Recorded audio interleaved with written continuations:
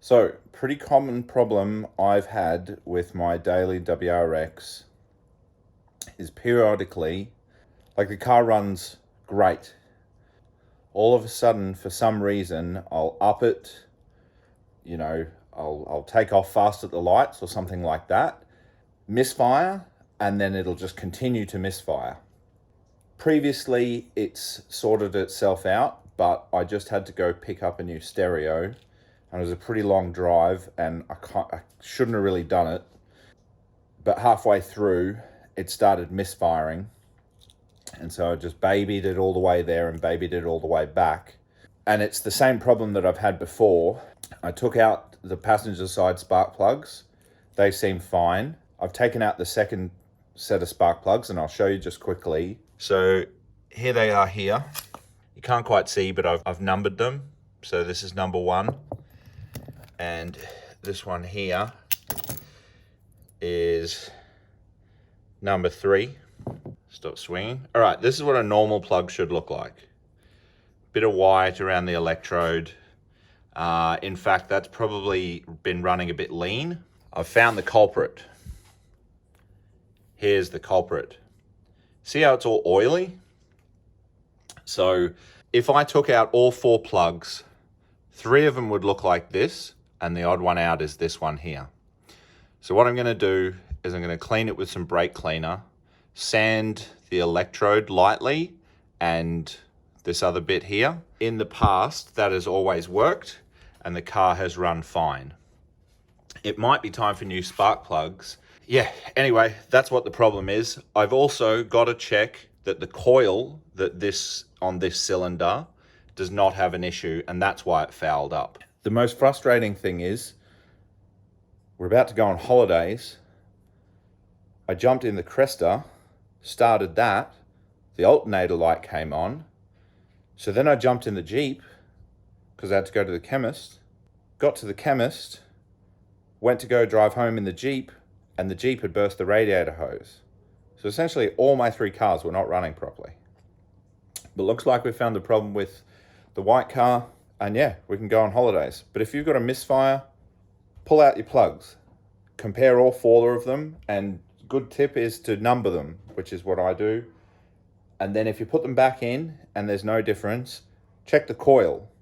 And or, while you're doing it, check the connections on the coil. Be careful because the plugs can be quite brittle, and I always keep spare connectors, or the plugs that plug into the coil. I always keep spares of those because they're very brittle and they often break. And I try not to unplug them from the coils if I can't help it, because those connectors or those plugs can break very easily. All right, next morning, and I thought I had a real dilemma because, as you saw in the last little bit, we had that spark plug that was all oily and all that shit. Cleaned that up. It was late at night, so I just put it back together and I gave it a quick start, like just to see if it would run. And it was worse. So I'd had enough after, having trouble with all 3 cars. I woke up this morning and I thought there's a couple of things. So either I've put the coils on back to front, which is very easy to do. And if it's coil on plug, so 01 to 07, black connectors go to the back, white go to the front. Problem I have is I've replaced some of my connectors, but I had a look this morning and it looks like the back connector down there is actually the original connector, and it's the front connector I've replaced. So moral of the story is I'd put the coils on back to front, but I was thinking I did have a problem with one of the coils. I was trying to recall what I did previously, and I'll just explain it to you because here's some spare coils that I've got. And so if I hadn't put them on back to front, this morning what I would do, this is the problem cylinder, I would undo the coil, leave it connected and bring it out and sit it like this. So what I would do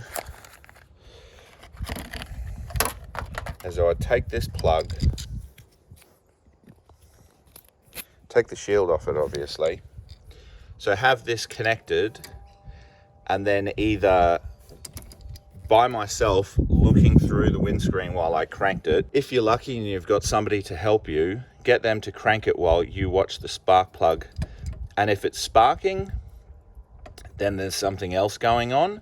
But if it's not sparking, you know you've got a bad coil. So this is my working on Subaru ignition system tools. You've got your 16mm socket. I've got an adapter up to this tiny stuff, and that you shove in there. On some use the wiggly bit like that, but usually you can put that down in there and then use your ratchet to get the spark plug undone. And then to get the coil packs undone, you need a 12. So 16mm spark plug socket on a small bit, small ratchet, a wiggly bit, and then another small extension, and then a 12mm socket to get the coil packs undone. You could, of course, if you had a 12mm to fit on there, boom, and you're sorted. So yeah, there we go. So just to finish off, what it was I had a bad coil. I did that demonstration where I left it connected, put a spark plug in the end. Coil that was on the engine then wasn't sparking. Tried another one, that wasn't sparking. And then the third one I put on, boom, started sparking.